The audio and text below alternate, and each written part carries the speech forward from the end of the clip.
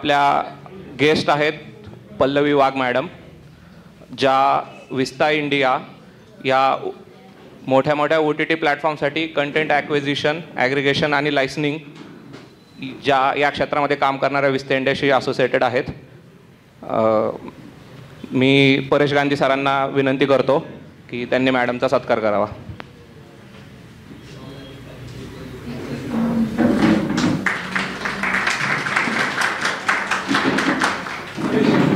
मॅडमची मी थोडक्यात ओळख करून देतो. मला हे सांगायला खूप आनंद होतो आहे की मॅम माझ्या म्हणजे फर्ग्युसन कॉलेजच्या माझ्या सुपर सिनियर आहेत. त्याच्यानंतर मॅडमने DMCSमधून मास कम्युनिकेशनचा कोर्स केला. बऱ्याच मराठी वाहिनीवरच्या मालिका आहेत, त्यांच्यासाठी त्यांनी लिखाणही केलेलं आहे. बऱ्याच चित्रपटांसाठी त्यांनी लिखाण केलेलं आहे, सबटायटल्स किंवा बाकीचे लिखाण पण केलेलं आहे.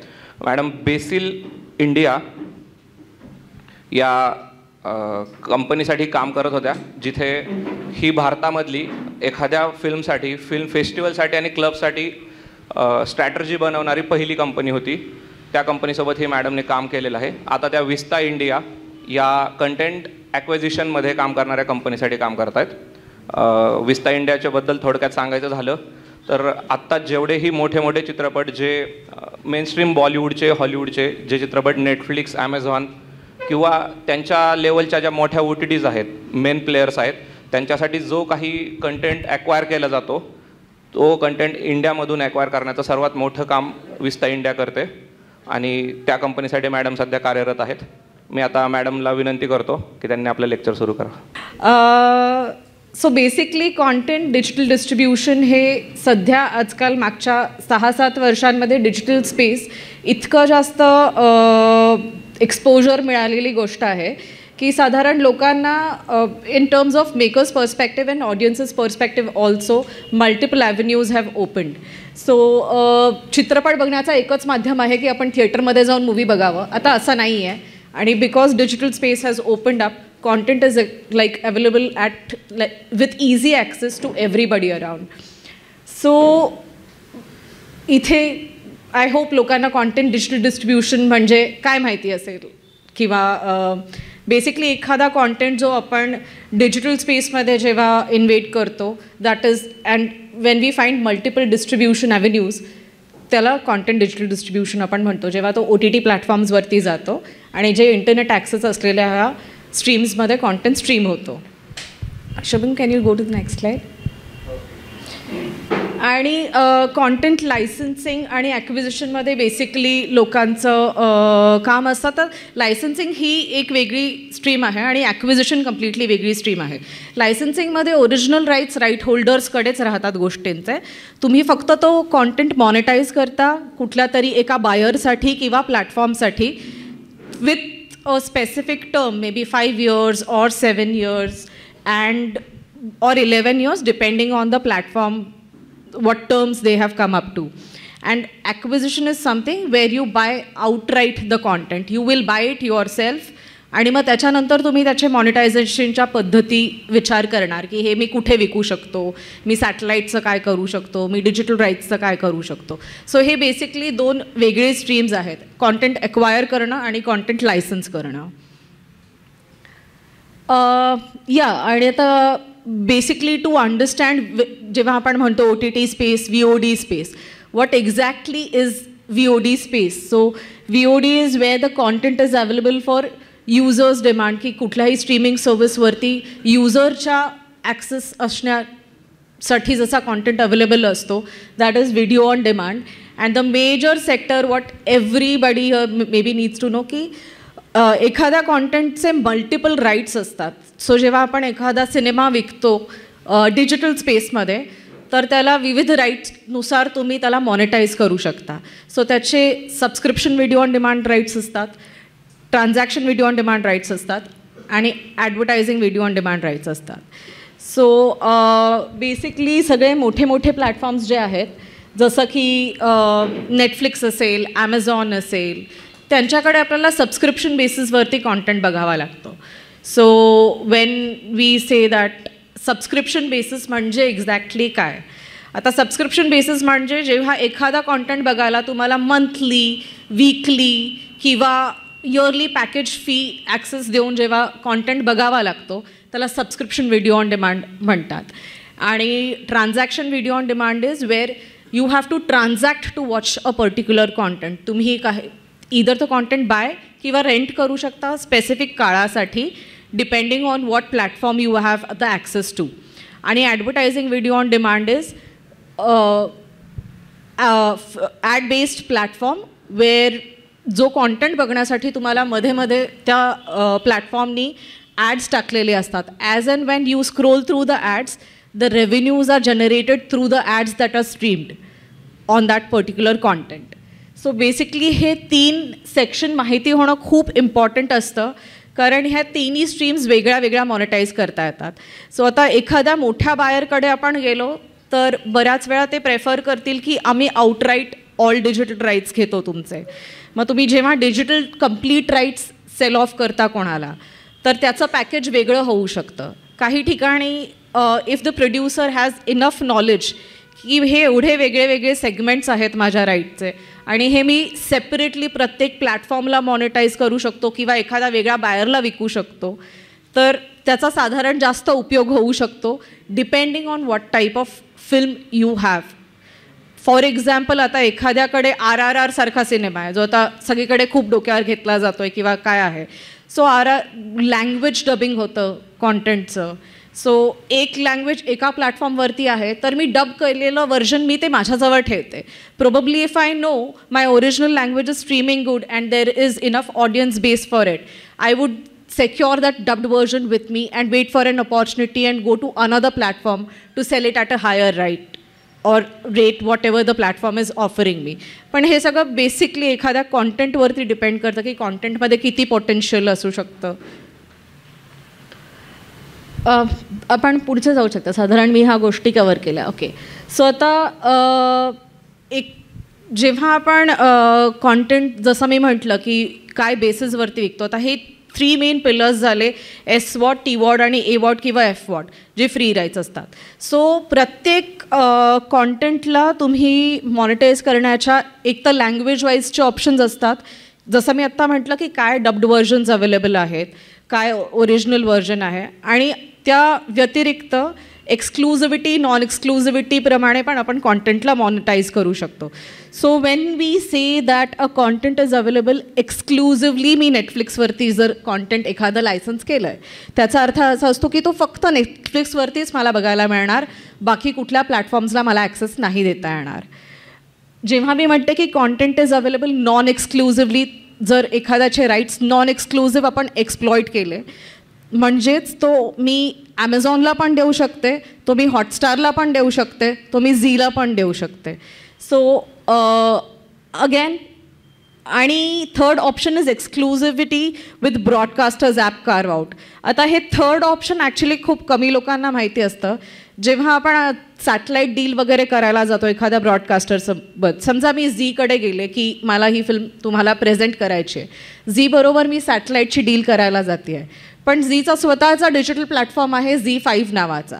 सो मग झी प्रेफर करणार जर मी सॅटेलाईट राईट्स घेतोच आहे तर मला तुमच्याकडचे डिजिटल राईट्स पण थोडं ह्याच्याबरोबर बंडल अप करून द्या. मग मे बी कॉन्ट्रॅक्टमध्ये चेक करताना तुम्ही ते ऑप्शन असेल बंडल अप केलेलं नीट वाचलं नसेल तर you still end up signing your digital rights to the platform even if it is maybe non exclusive.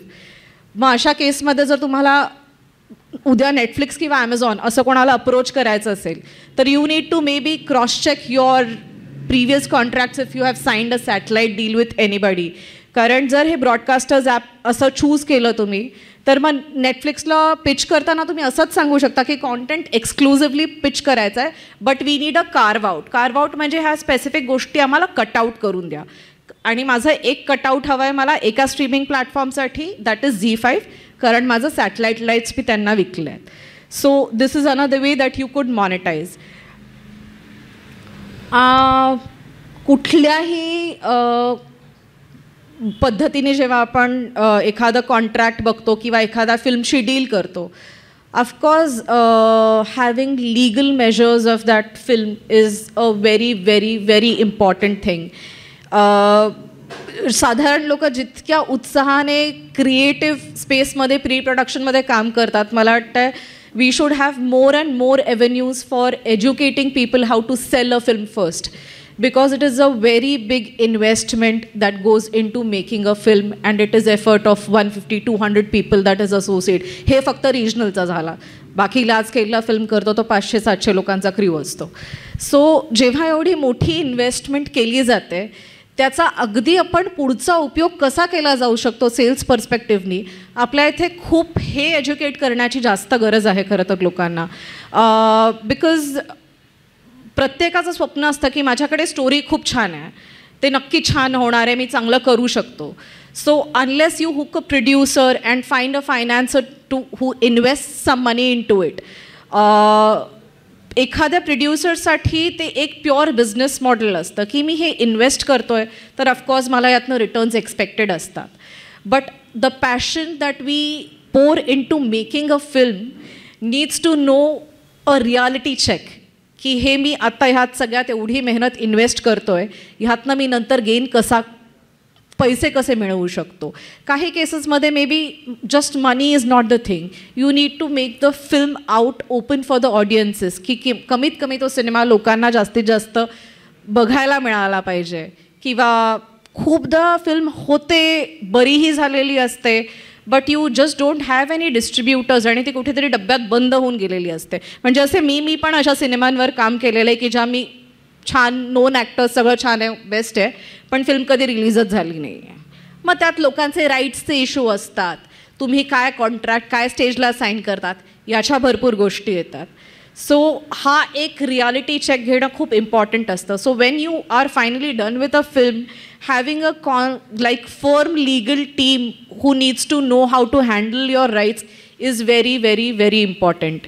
म्हणजे अगदी आपण कोणीतरी असं सांगितलं आहे म्हणून ब्लाइंडली विश्वास ठेवण्यापेक्षा जर सेल्फ एज्युकेट करायला लागलो स्वतःना राईट्सच्या बाबतीत, तर ते पुढच्या सगळ्या प्रोजेक्टसाठी खूप खूप युजफुल ठरतं. कारण लीगल मेजर्समध्ये तुमच्या ॲक्टर्सचे कॉन्ट्रॅक्ट्स येतात, स्टेक होल्डर्स असतात फिल्म्समध्ये, मग तुमचे काय काय राईट्स इन्वॉल्व्ड आहेत, त्या राईट्सवरती काय काय तुम्हाला मुभा दिली जाते, काय नाही आहे, काय अलाउड आहे, काही नाही आहे, ह्या खूप गोष्टी इन्वॉल्व्ड असतात. So having a strong maybe these are multiple elements that were involved in the legal major. आणि ह्यात परत पुढचा टेक्निकल गोष्टींचा एक खूप मोठा भाग असतो, ज्याला मल्टिपल स्टेजेस असतात एखाद्या फिल्मच्या टेक्निकल प्रोसेस ज्याच्या थ्रू ती जायला लागते. की अगदीच आपण फिल्म बनल्यानंतर जे प्रोड्युसरकडनं रेडी कॉपी होते थिएट्रिकलसाठी एक DCP रेडी होऊन, त्याच्यानंतरही जेव्हा फिल्म डिजिटल डिस्ट्रीब्युशनसाठी जाते तेव्हा आता फॉर एक्झाम्पल माझ्या फर्ममध्ये फिल्म जेव्हा येते आणि डील होते तर there are multiple technical specs that one has to follow. प्लॅटफॉर्म्सचे स्पेसिफिक टेक्निकल स्पेसिफिकेशन्स गाईडलाईन्स असतात जे लोकांना फॉलो करून मगच कॉन्टेंट डिलिव्हर केला जातो. आता फॉर एक्झाम्पल नेटफ्लिक्स ॲमेझॉनला स्वतः इंडिपेंडंट प्रोड्युसर डिलिव्हर नाही करत, कारण त्यांचे प्रेफर्ड वेंडर्स असतात जे त्याच स्पेक्सप्रमाणे त्यांना कॉन्टेंट डिलिव्हर करतात. सो एक 5 पॉईंट QC होतो एका कॉन्टेंटला घेऊन, त्याच्यावरती ऑडिओ लेवलला एक वेगळी टीम काम करत असते, व्हिज्युअल्ससाठी वेगळी टीम काम करत असते. मग त्याच्यानंतर त्यात जे काही ग्लिचेस येतात, एरर्स येतात, ते टीमला कम्युनिकेट केले जातात. मग प्रोड्युसर्सकडनं रिवाइज्ड फाईल मागवल्या जातात. अशा असंख्य QC प्रोसेसनंतर ती एक file check finally package ready होतं. मग ते प्लॅटफॉर्मच्या टेक्निकल स्पेसिफिकेशन्सप्रमाणे त्याचं पॅकिंग केलं जातं आणि त्या पॅकिंगनंतरच ते प्लॅटफॉर्म्सला डिलिव्हर होतं. सो दॅट इज मतलब technical knowledge also plays a very very important part in handling a content. Next slide. Okay, आता हे जनरलच आहे की कुठल्याही कॉन्टेंटला आपण जेव्हा एखादं बेसिक कोणाला तुम्हाला अप्रोच करायचं आहे, let it be any aggregator or a friend or a known person from a platform, it is always good to reach out with a ready pitch rather than मी व्हॉट्सॲपवरती तुम्हाला ट्रेलर पाठवतो. ही सगळ्यात मोठी चूक आहे की आपण जे आपल्या कॉन्टेंटबरोबर करतो. कधीही व्हॉट्सॲपवरती किंवा अशा कुठल्या गोष्टींवरती फाईल शक्यतो शेअर नाही करावी, बेटर आहे. लोकांचे ईमेल ID घ्या, त्यांना इधर जे त्यांची प्रोसेस असते इधर वी ट्रान्सफर असेल और गुगल ड्राईव्ह असेल किंवा विमिओ लिंक्स, आम्ही युजली स्पेसिफिकली फक्त विमिओ लिंक्स बरोबर डील करतो. सो ते it's the safe process to handle a content. So तुम्ही त्याचं एक करेक्ट पॅकेज्ड पिच तयार केलं तुमच्या एंडला तर त्या गोष्टी खूप बऱ्या पडू शकतात. म्हणजे त्यात बेसिक तुमचं जे फिल्मचं डॉकेट असेल with presentation which involves your posters, your synopsis, a short one, a long one, डिरेक्टरचे गाईडलाईन्स असतात, त्यांची नोट असते, आपण फिल्म फेस्टिवलला कुठल्या फेस्टिवल सर्किटमध्ये घेऊन गेलो का ती इन्फॉर्मेशन असते. आणि हे बेसिक तेवढं दिलं की त्याच्यानंतर जर समजा समोर if the person is interested, what you could do is if you don't want to give your entire film for review, you could just create a distributor's cut of 10 to 15 minutes ज्यात तुमच्या may be फिल्मचा सारांश बऱ्यापैकी येतो. एक 15 मिनिटांचा cut आपण ready करून ठेवला आणि तो सेल्स डिस्ट्रीब्युशनसाठी ठिकठिकाणी वापरला तर ते सुद्धा फायदेशीर ठरू शकतं. कारण ते बघितल्यानंतर जर समोरचा म्हटला की अच्छा आता आम्हाला पूर्ण फिल्म बघायला मिळू शकते का, मग त्याच्यानंतर you could share your Vimeo link with the desired person that shall help you you know in taking it with that person by step means. आणि ते कुठे लीक होणं किंवा सर्क्युलेट होणं अशा पॉसिबिलिटीज उरत नाहीत. आणि हां, हे जे पॅकेज आपण करतो तर त्यात बऱ्याचदा आपले काय राईट्स अवेलेबल आहेत, सगळ्यात मेन असतं थिएट्रिकल रिलीज प्लॅन्स काय आहेत, ते सगळं थोडंसं जसं जसं समोरच्या माणसाची रिक्वायरमेंट आहे त्याच्यानुसार तुम्ही तुमची इन्फॉर्मेशन जी शेअर करायची ती ट्विक करू शकता. Next one. ओके, सो आता जसं मी मघाशी सांगितलं की tech specs plays a very important part. So एखाद्या कॉन्टेंटचं जेव्हा आपण डिजिटल डिस्ट्रीब्युशन करतो तर त्यात असंख्य सर्व्हिसेस इन्वॉल्व्ड असतात. सो हे नुसतं डिजिटल डिस्ट्रीब्युशन एक फिल्म आली आणि प्लॅटफॉर्मला विकलं पण असं होत नाही. तर त्याच्यात कॉन्टेंट डिलिव्हरी जी असते त्याचे हे सबपार्ट्स आहेत की त्याच्यात ऑडिओ व्हिडिओ QC होतं. लोकलायझेशन सर्व्हिसेस हे खूप लोकांना कदाचित माहिती नसतं, but that is the part where you get a subtitling check for your content. So एखाद्या कॉन्टेंटचे आजकाल आपण कुठल्याही प्लॅटफॉर्मवरती बघतो तर मल्टिपल सबटायटल लँग्वेजेस अवेलेबल असतात की ही फिल्म तुम्ही हिंदीमध्ये सबटायटल्स असू शकतात, ह्याचे मराठीत असू शकतात, Tamil, Telugu, Malayalam, what ever it is. So there is a very big market out there which works for localization services. So anybody who has specific interests in writing or has a good control over language in your regional, मग ते मराठी असेल, English असेल, तमिळ, तेलुगू, कन्नडा जे काही. So सबटायटलिंग प्रत्येक फिल्मचं expected प्लॅटफॉर्मच्या स्पेक्सनुसार केलं जातं. म्हणजे आता आमच्या फर्ममध्ये आम्ही अगदी फॉरेन लँग्वेजेस, स्पॅनिश, लॅटिन अमेरिकनपासून सगळ्या गोष्टी इन हाऊस, कन्नडा, हे सगळ्या गोष्टी केल्या जातात. So that also plays a very important part. आणि डबिंग सर्व्हिसेस, जसं मी मगाशी म्हटलं की एखादा कॉन्टेंट जेव्हा आपण डब करतो तर खूप लोक आता हेही विचारतात आम्हाला की माझा मे बी आता सिनेमा मराठीत आहे किंवा तो कोंकणीजमध्ये मी सिनेमा बनवला आहे, पण आता प्लॅटफॉर्मचे रिक्वायरमेंट्स नाही आहेत आणि कोणी ते घेणार नाही, मग मी डब करू का, मग हिंदीत डब केला तर चालेल का जास्त, मग मराठीत डब केला तर चालेल का. खरं तर ह्याचा कुठला सेट रूल नाही आहे, बिकॉज कोणीच सांगू शकत नाही की ती फिल्म खरंच खूप चालू शकते किंवा नाही चालू शकत. It's self assist risk I must say की प्रोड्युसर्सनी तो थोडासा इंटर्नल डिस्कशन करून क्रिएटिव्ह कॉल ह्या गोष्टींचा घेतलेला थोडा उपयोगी पडतो. पण काही काही केसेसमध्ये असं असतं की एखादा नॉर्थ ईस्टर्न लँग्वेजची फिल्म आहे which is a very very beautiful film आणि मे बी त्याला हिंदीमध्ये डब केलं तर it opens up to multiple audiences who can have access to it. म्हणजे हेच खूप क्लासिक एक्झाम्पल आहे जे आजकाल आपण साऊथच्या फिल्म्स बघतो. सगळ्या साऊथच्या फिल्म्स लोकांना म्हणजे it's now a new wave on OTTs. It's not just limited to जसे आधी सॅटेलाईट म्हणजे आपण टेलिव्हिजनवरती ॲक्शन फिल्म्स साऊथच्या बघायचो की ज्याच्यात फाईट सिक्वेन्सेस आहेत, रजनीकांत तरी चिरंजीवी आहे. So now people know that south cinema is much more beyond this. कारण OTT स्पेसमध्ये जेव्हा लोक आजकालचे सुंदर मल्याळम, तेलुगू, तमिळ, कन्नडा सगळे जे फिल्म्स बघतात, आता कंतारासुद्धा एवढा पॉप्युलर झाला आहे. सो अशा जे मास लेवलला कनेक्ट करणारे स्टोरीज असतात Wien it is dubbed in certain language. तर आता आपण सगळे मराठी भाषा बोलणारे जरी असू तरी आपल्या घरात हिंदीत सगळे TV बघतात. So maybe it is a family viewing experience जेव्हा असे हिंदी डब्ड व्हर्जन्स OTT प्लॅटफॉर्म्सवरती प्ले केले जातात. आणि metadata and key artwork is again another important section that is handled by a graphic team who is involved in this entire process. मग सगळ्या प्लॅटफॉर्म्सला त्यांच्यानुसार की आर्टवर्क रेडी लागतं. That is the posters that you see on Netflix or they are social media or platform release, कुठल्याही म्हणजे Amazon असेल, कुठलेही प्लॅटफॉर्म्स असतील.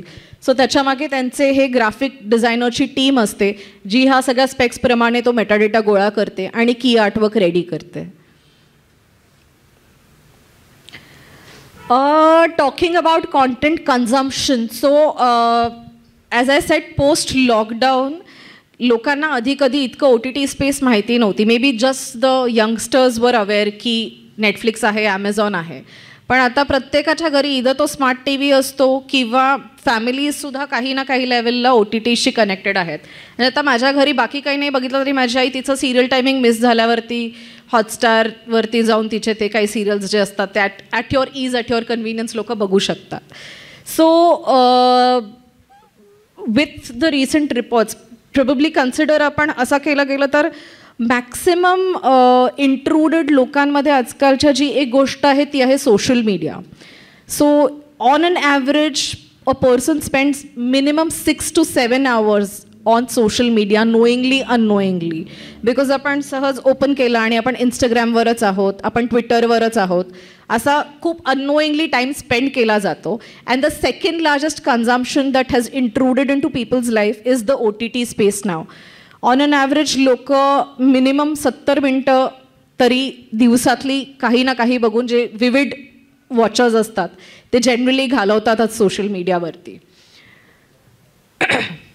आणि आता coming back to regional OTT space, जसं आत्ता आपण बघतो की it's not just Hindi content or English international content that is popular amongst the audiences. खूप लोकांना आता रिजनल कॉन्टेंटचा इंटरेस्ट आहे. You will see somebody sitting in Punjab and watching Malayalam film or somebody from Kerala coming and watching Marathi film. हे आधी इतकं फक्त थिएटरशी related जेव्हा गोष्टी असायच्या, मला नाही वाटत मी कधी आधी जाऊन कन्नडा सिनेमा थिएटरमध्ये बघितला असता 5 वर्षांआधी किंवा 10 वर्षांआधी. पण because of OTT the regional connect that has opened up the doors for audiences, it has touched so many lives in a very different way. Now I know how a Malayalam culture basically functions, how it is done in Kannada thing, how it works for Tamil, how it works for a north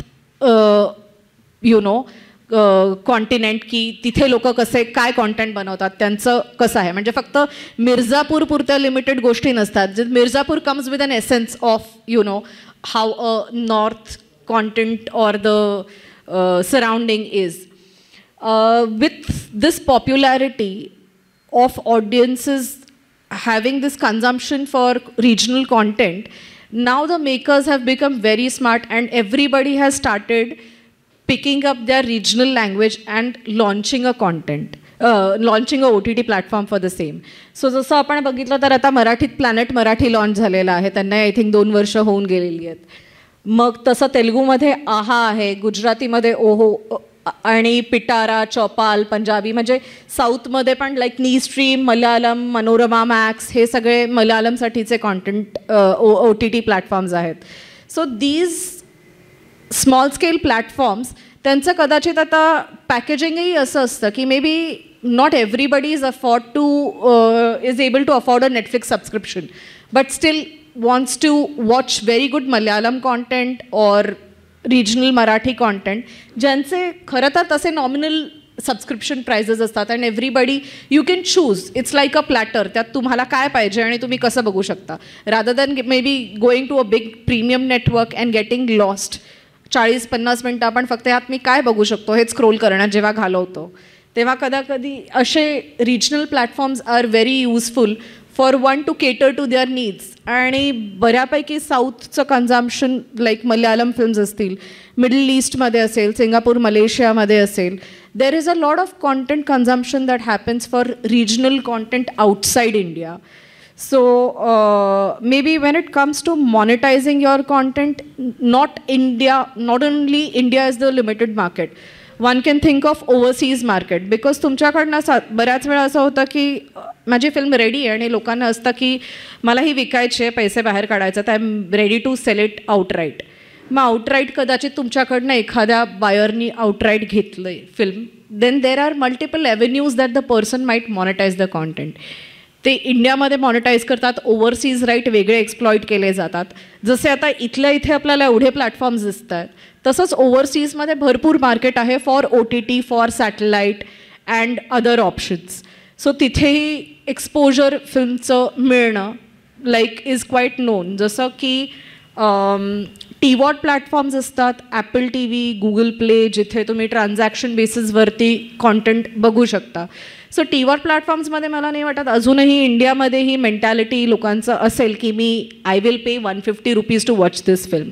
नाही करणार लोक, कारण मी ₹500 subscription घेऊन मी एवढे films बघू शकते, तर ₹150 मी एक फिल्म का बघू असं सरळ लोकांना वाटतं.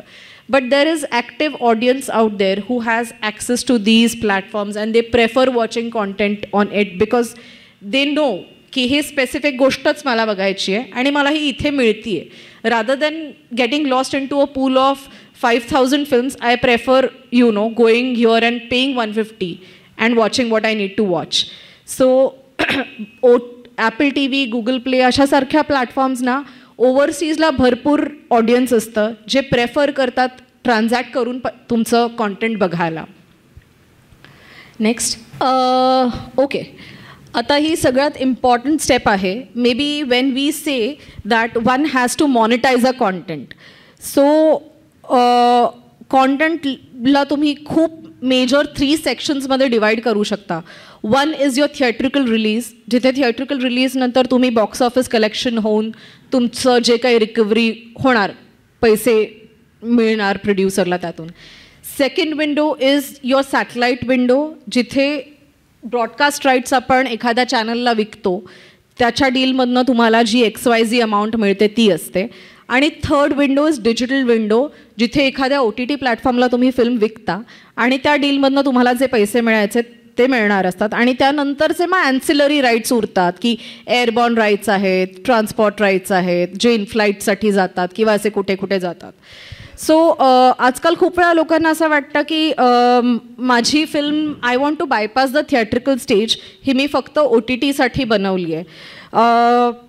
पण जेव्हा प्लॅटफॉर्म्स सध्याच्या स्टेजमध्ये असं आहेत की after getting a very good exposure to very big commercial films since past 2 years of COVID, जे नेटफ्लिक्स आधी खूप इंडिपेंडंट कॉन्टेंटसाठी ओपन असायचं, आत्ता त्या लोकांना नाही आहे. Everybody is just focusing on mainstream commercial content, ज्यात तुम्ही मला स्टारकास्टमध्ये A-लिस्टर्स असणारे लोक द्या, मग either I am willing to watch it. Not everybody here is open for independent content. So कुठलाही सिनेमा बनवताना कदाचित ह्या गोष्टी थोड्याशा लक्षात ठेवणं गरजेचं आहे की मी टेक्निकली खूप साऊंड फिल्म बनवणार आहे, माझ्याकडे मी हा कॅमेरा वापरला आहे, मी ह्या सॉफ्टवेअरवरती एडिट केलं आहे. Probably not every viewer is going to understand it. So dividing your budgets smartly while making a film, थोडे स्टारकास्टमध्ये इन्व्हेस्ट करणं इम्पॉर्टंट असतं आणि गुड स्टोरीमध्ये इन्व्हेस्ट करणं असतं. Because in the end your story keeps you hooked to the audiences. So हा balance असणं खूप इम्पॉर्टंट असतं. आणि जेव्हा फिल्म रेडी होते त्याला काही ना काही maybe you try a small scale theatrical release for it, not necessary. कारण थिएट्रिकल सेक्शनमध्ये बघायला गेलं तर I am sure like Ranjit Gugale सरांबरोबर सगळ्यांचं खूप छान सेशन झालं असेल. But in the end the money that is involved with the PNA, की तुम्हाला डिस्ट्रीब्युशनसाठी आता 70 लाख टाकावे लागणार आहेत किंवा 50 लाखात करायला लागणार आहे. थोडा लार्ज स्केल सिनेमा असेल तर त्याचे अजून 80 लाख 1 करोड लोकांचे वेगळे जातात की खूपच पब्लिसिटी करायची आहे.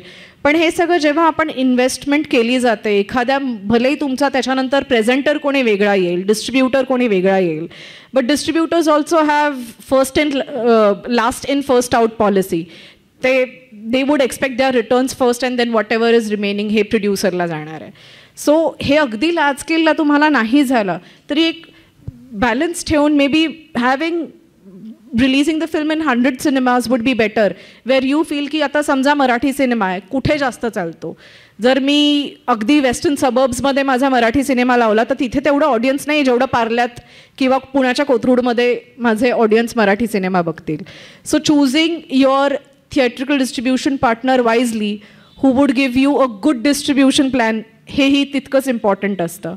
आणि then it comes to satellite partners, की जिथे जाऊन तुम्ही त्यांच्याकडनं सॅटेलाईट राईट्स सेपरेट मॉनिटाईज करू शकता. सो अशा वेळी एखादा जेव्हा आपण समजा आउटराईट बायर आहे आणि यू फील की मी 90 लाखात ही फिल्म बनवली आहे आणि एक बायर आहे ready, he is giving you 1 crore and now you give the film to him, probably then this is the way that the person who has brought the film ते पुढे असं मॉनिटाईज करू शकतात की त्याचं थिएट्रिकल डिस्ट्रीब्युशन होतं, त्याचे satellite rights वेगळे जातात, त्याचे डिजिटल राईट्स वेगळे जातात. आणि डिजिटलमधलं तर मी जसं तुम्हाला पुढचं स्प्लिट सांगितलं आहे की सबस्क्रिप्शन व्हिडिओ ऑन डिमांड एका प्लॅटफॉर्मला हे राईट्स गेले. समजा मी नेटफ्लिक्ससारखे प्लॅटफॉर्म जेव्हा असतात, नेटफ्लिक्स, ॲमेझॉन, हॉटस्टार, जे मेजर प्रीमियम प्लॅटफॉर्म्स आहेत, ते subscription video on demand rights घेतले की तुमच्या एवॉर्ड राईट्सला होल्डबॅक असतो. म्हणजे फॉर एक्झाम्पल ती फिल्म नेटफ्लिक्सवर आहे तर ती तुम्ही MX प्लेअरवरती किंवा यूट्यूब किंवा असं फ्री स्ट्रीमिंग प्लॅटफॉर्मवर नाही बघू शकत, just because Netflix is premium paid platform जिथे लोक पैसे भरून सबस्क्रिप्शन घेऊन ती फिल्म बघतात.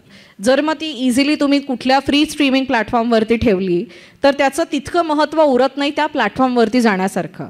सो अशा पद्धतीने लोक प्रेफर करतात की नेटफ्लिक्स जर माझी डील झाली तर त्याला हे होल्डबॅक्स असतात. किती टर्मसाठी साधारण लोक लायसन्स करतात फिल्म. म्हणजे एखादी नेटफ्लिक्स लायसन्सिंग डील आली आणि समजा प्लॅटफॉर्मनी सांगितलं की ह्या फिल्मला मी अमुक 70 लाख द्यायला तयार आहे आणि माझं 7 वर्षाचं लायसन्सिंग कॉन्ट्रॅक्ट असेल, हे राईट्स आहेत, ह्यात तुमच्या एवॉर्ड राईट्सला होल्डबॅक आहे किंवा टीवॉर्ड राईट्सला होल्डबॅक आहे. सो जेव्हा प्लॅटफॉर्मकडून ऑफरच्या टर्म्स येतात आपल्याला, there is a little bit of negotiation that one needs to understand की ह्या गोष्टींमध्ये आता तुम्ही समजा टर्ममध्ये नेगोशिएट करू शकला की मला 7 वर्षासाठी नको, मे बी 5 वर्षासाठी द्या, मला 70 लाख नाही मला 90 लाख मिळू शकतात का. ठीक आहे, तुम्ही मला टीवॉर्डला पण होल्डबॅक ठेवला आहे, एवॉर्डचा होल्डबॅक मी समजू शकतो, पण जेव्हा की जिथे फिल्म मी ट्रान्झॅक्शन बेसिसवरती देऊ शकतो तिथेही होल्डबॅक दिला आहे, मग तो फुल लायसन्स पिरियडला 7 वर्षांचा देण्यापेक्षा जर तो होल्डबॅक मला तुम्ही कमी करू शकला, पहिले 6च महिने स्ट्रीम प्लॅटफॉर्मवर फिल्म झाल्यानंतरच फर्स्ट 6 मंथ्सच तो टीवॉर्ड होल्डबॅक राहू दे, मग त्या 6 मंथ्स नंतर मी टीवॉर्ड राईट्स वेगळीकडे सेपरेटली मॉनिटाईज करू शकते, which opens further monetization avenue for the right holders. So these are like very small pockets that are involved into one section of it. I am sure like satellite मध्ये, theatrical मध्ये पण असे वेगवेगळे sectors असतात जिथे ज्या पद्धतीने rights monetise केले जातात आणि लोकांना they end up with some scope की ह्यातून अजून मी हे कुठेतरी मॉनिटाईज करू शकते आणि इथून मला पैसे मिळू शकतात.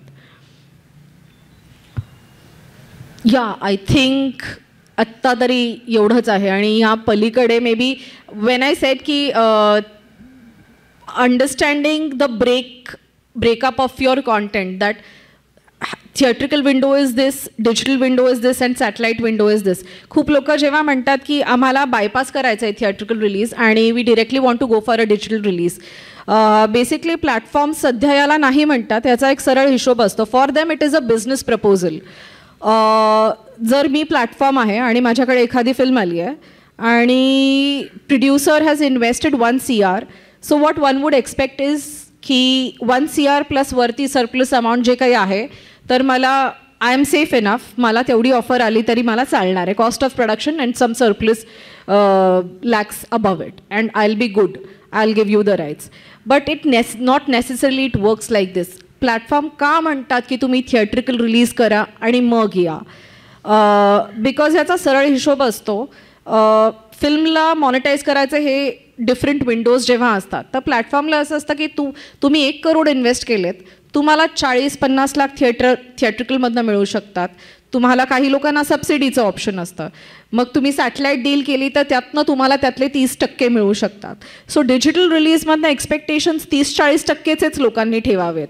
जेव्हा की जर मी प्लॅटफॉर्म आहे, जर मग मला 30-40% कॉस्ट ऑफ प्रोडक्शनच्या जेव्हा ती फिल्म मिळते, तर मी का त्याला डिरेक्ट डिजिटल रिलीज करून माझ्या प्लॅटफॉर्मवरती घेऊ? It's not probably going to add any extra value unless it is wave changing content ki entire nation is crazy for it and people are running mad for that film, then I am willing to put whatever it takes. Maybe मी 1 करोडच्या फिल्मला मी 5 करोड पण देईन, इतके budgets लोकांकडे असू शकतात. But the way the business model works is ती थिएटरला release झाल्यानंतर त्याचा ऑडियन्स रिस्पॉन्स कळतो, मग त्याच्यानंतर प्लॅटफॉर्म त्यांचे ऑफर्स ऑल्टर करू शकतात की नाही, मे बी मी 80 लाख जरा जास्तच बोलून गेले. Earlier maybe I would have thought ह्याला मी 80 lakhचं ऑफर देईन, पण आता ती बॉक्स ऑफिसला एवढी चालत नाही, audiences are not maybe liking it. I might alter my offer to a smaller amount, or probably if I have underestimated a film and it is doing great at the box office release nantar, I might increase my numbers. So हे थोडेसे ऑल्टरेशन्स केले जातात. आणि may be जेव्हा लोक म्हणतात की आम्हाला इदर प्लॅटफॉर्म ओरिजिनल फिल्म बनवायची आहे, जेव्हा तुम्ही इनिशियल टायअपच एक्सपेक्ट करता, तर खूप वेळा असं नसतं की कॉन्टेंट रेडी झाल्यानंतर लोकांना असतं की मला ओरिजिनलच पिच करा, मी थिएट्रिकल रिलीज करणारच नाही आहे आणि स्कोप नाही आहे, so I want to present it as maybe Hotstar original or Netflix original, Zee original pitch करताना करा.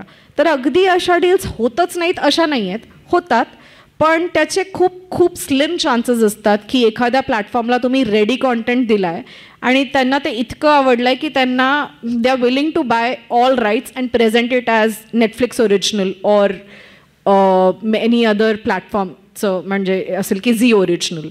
सो ह्या गोष्टींकडे फक्त थोडंसं फोकस करायला लागतं की जेव्हा एखादा प्लॅटफॉर्म ओरिजिनल कॉन्टेंट करतो तर त्यांचं स्क्रिप्ट रायटरची लॅब असते, ज्याच्यात प्रोबेबली फिल्मचं अनेको महिने, वर्ष, 1.5 वर्ष असं काम केलं जातात, ज्याच्यात प्रोड्युसर्स, प्रोडक्शन हाऊसची टीम असते आणि इन हाऊस प्लॅटफॉर्मची रायटर्सची टीम असते.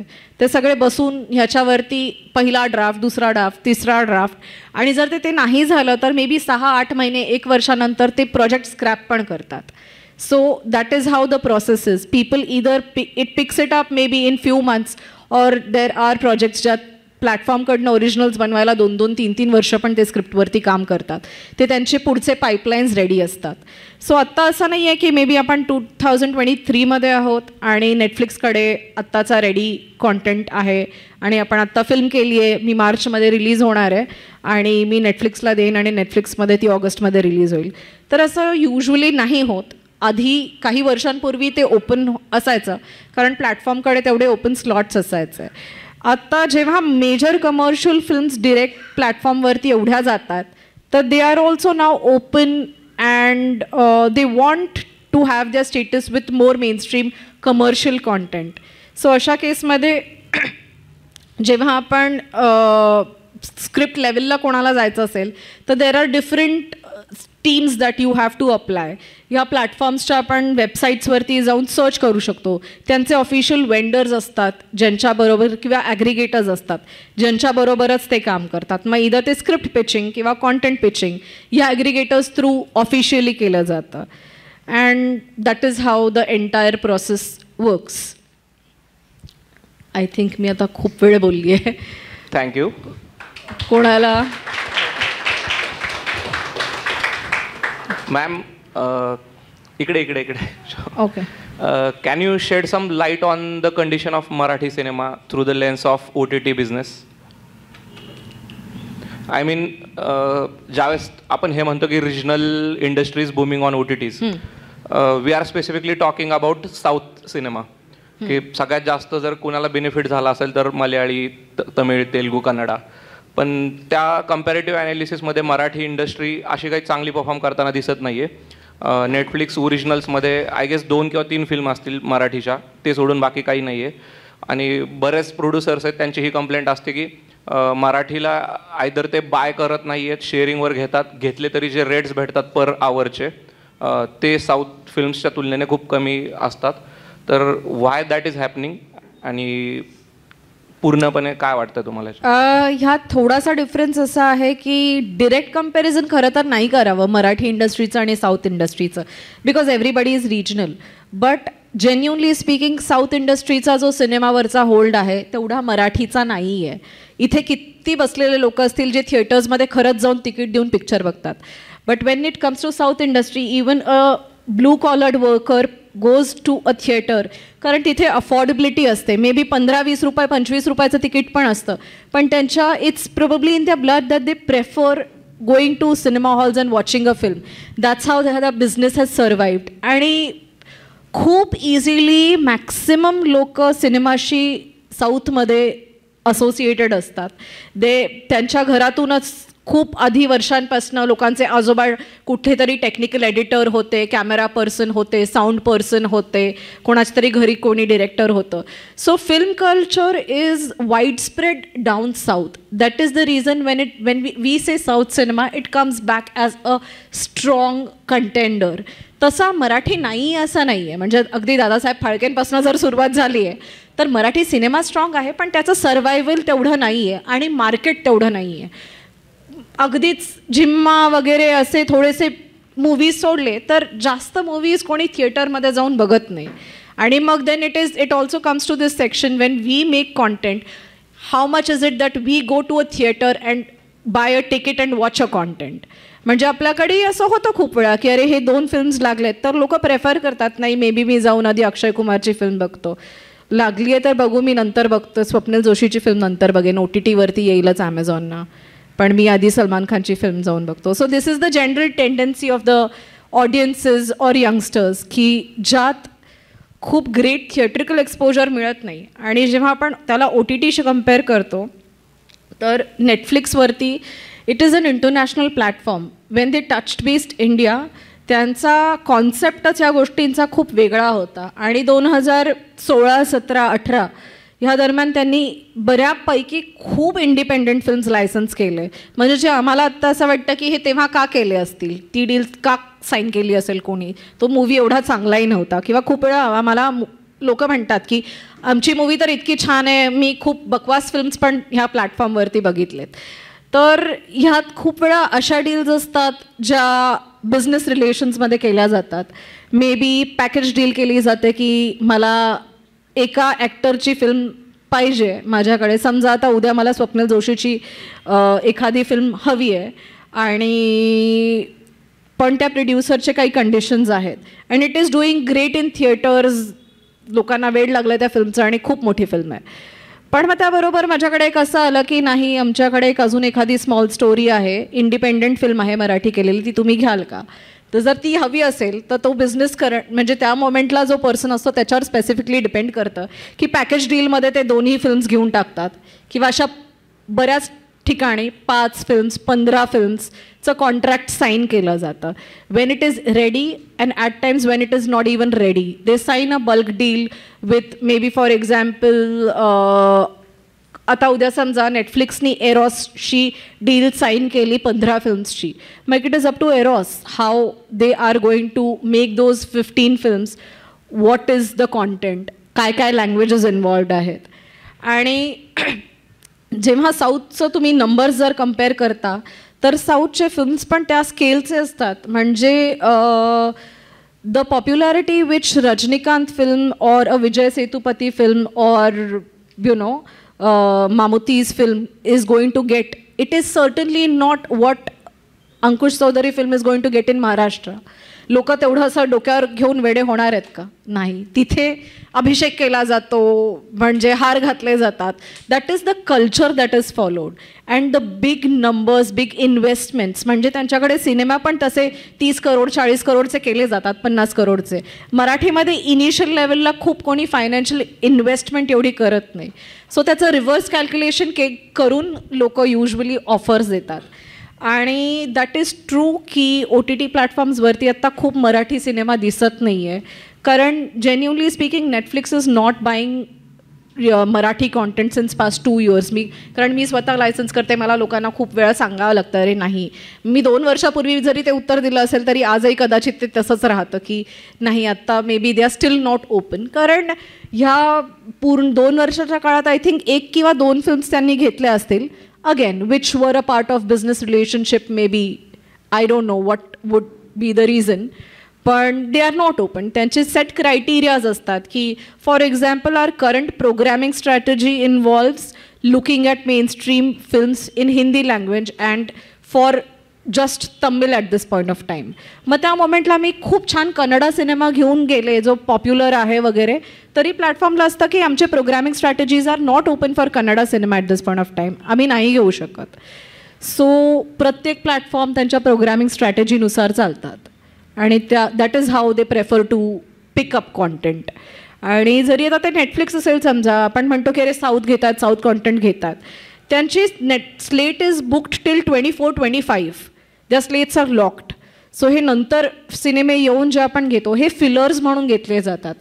Actual library is locked for next 2 years for all the platforms, almost 3 years then.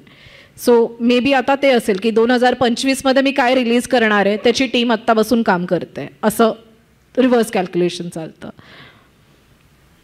But even though Marathi is performing very poor at main stream OTTs, पण still curated platforms जे आहेत, movie असेल आणि असे, तिथे Marathi films खूप चांगल्या जात आहेत. But still producer are some producer posted on Facebook that he is not getting enough money from MUBI, किंवा that was his not good decision to sell the film to the MUBI. तर मग हे curated प्लॅटफॉर्मचं revenue model कसं असतं आणि producer हे post करण्याची वेळ का आली प्रोड्युसर, जर तो फिल्म इतका चांगला आहे आणि मूवीने अप्रोच करून तो बाय केला आहे. I am specifically talking about film Akshay Indikar's film which is आरण्य Trijya radius, which won Busan international award. His second film won Kerala international. Those are very huge awards, but still producer posted that producing those films were his wrong decision because he was not benefited financially. So what you can say? I'm glad we spoke about Trijja because Trijja मी बघितली आहे, खूप खूप खूप सुंदर film आहे. Maybe it's not something that every mass ऑडियन्सला connect करेल, मे बी असं नाही आहे. It might have a specific set audience for Trijja.